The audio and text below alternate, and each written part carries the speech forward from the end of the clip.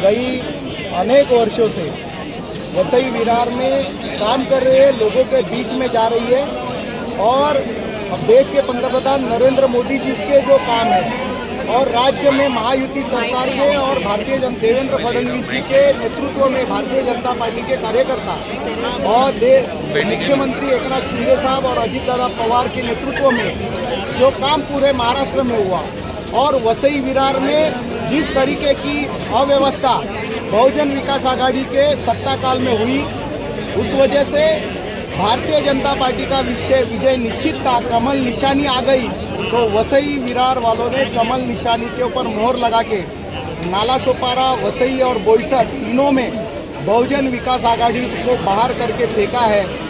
ये अचानक से नहीं हुआ, कार्यकर्ता की सालों की मेहनत है और लोगों के बीच में हम लोग जाते थे, लोगों को बदलाव चाहिए था, वो महसूस हो रहा था और वो बदलाव आज वोटिंग के रूप में आ गया।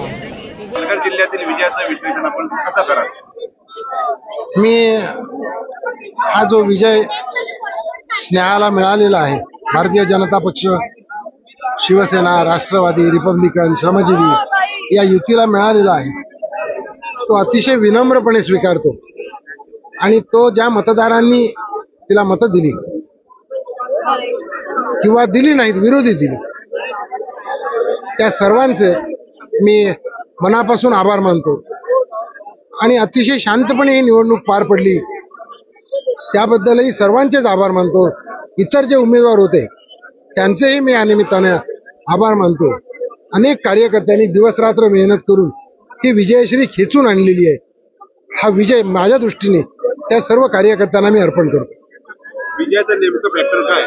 वसई तालुक्यासह पूर्ण महाराष्ट्रात महायुतीला विजय मिळाला, या विजयाचं नेमकं कारण काय? लाडकी बहीण शासनाने घोषित केलेल्या विविध लोकोपयोगी योजना, महाराष्ट्रामध्ये जो महायुतीला महाविजय मिळालेला आहे त्याचं विश्लेषण वेगळं आहे आणि वसईमध्ये जो विजय मिळालेला आहे तो वेगळा आहे।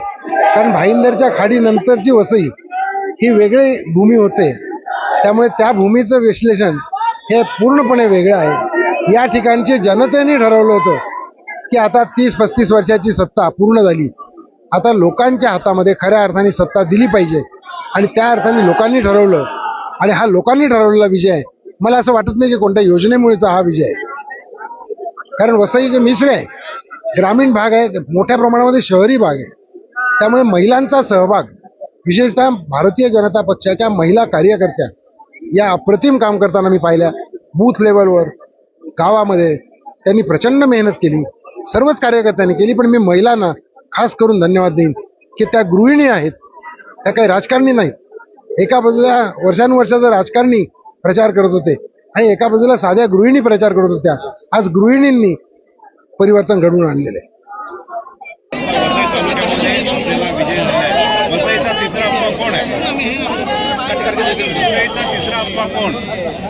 नाही, आता आप्पाच्या गप्पा आम्हाला लोकांना नको आहेत। कुठल्याही परिस्थितीत वसई विरारकरांना जनतेचा आमदार हवा होता आणि तो जनतेचे आमदार वसई विरारकरांनी निवडून दिलेले आहेत।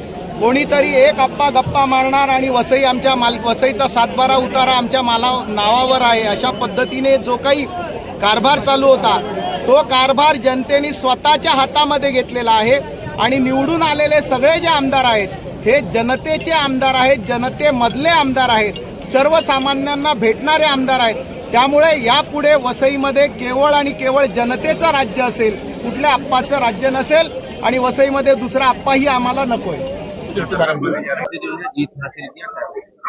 रणरांगनी है, रणरांगनी उनका स्टेटमेंट मालूम है, रणरांगनी है वो। उससे क्या जो 35 साल से जो इन्होंने राज किया उनको उन्होंने पराभूत किया है और वो हमारी रणरांगनी है। नालासोपारा में भी जीत हासिल हुई, अच्छी खासी नजर नहीं की, तो कैसा राणे नालासोपारा में जो पब्लिक है ना, उनका दादागिरी का जो आप 2 दिन पहले देखे थे, इलेक्शन के 2 दिन पहले, तो पब्लिक ने बराबर दादागिरी का उत्तर जवाब बराबर दिया है, अपने मत से दिए। अभी तो जीत हासिल हो गई है, अगला टप्पा क्या रहेगा, अगला आपका कार्य क्या रहेगा? अभी आगे अभी सरकार बनेगी, फिर देखिए। सरकार तो बन गई, अच्छी खासी बहुमत से बन गई, वसई में आपका कार्य क्या रहेगा? अभी वसई में हमारा मिशन रहेगा महानगर पालिका का, और महानगर पालिका में भी हमारा सरकार बैठेगी। बोईसर मतदारसंघात जुन्नर मतदारसंघामध्ये विलास तरे साहेबांनी प्रचंड बहुमताने आघाडी घेतली, याबद्दल काय म्हणायचं आहे? साहेब आम्ही दिनरात त्यांच्यासाठी केला, प्रचार त्यांच्यासाठी केला, सगळे केला आणि मेहनत केला आणि पब्लिकने प्रतिसाद चांगले दिले आणि यांनी लाडकी बहीण लाडका भावासाठी बरोबर एकदम उभे राहिलेत कांद्याने कांदा मिळून आणि आमचे विजय झाली आणि महाराष्ट्राचे विजय झाले. काय वाटतं, पालकमंत्री म्हणून तुम्ही विलास तरे यांकडे बघताय का?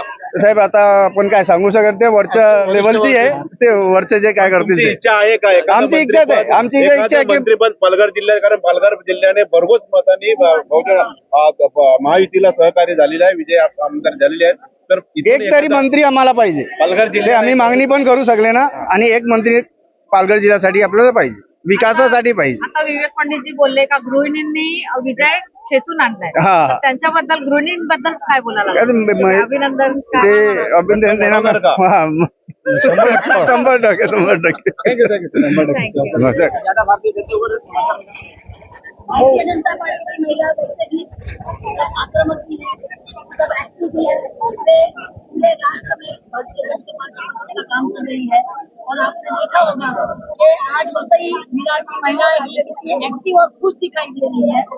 जब हम रास्ते में नारे लगा रहे थे कि वसई को परिवर्तन की जरूरत है और कुछ दिल में ऐसा बोलते ना मालूम था कि वसई में परिवर्तन होगा, सिर्फ एक अच्छे उम्मीदवार की जरूरत है और वो एकदम क्लीन शीट वाला उम्मीदवार हमें मिल गया.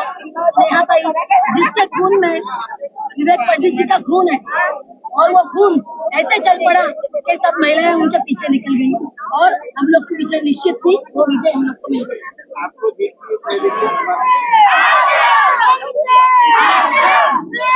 आगे बढ़ो.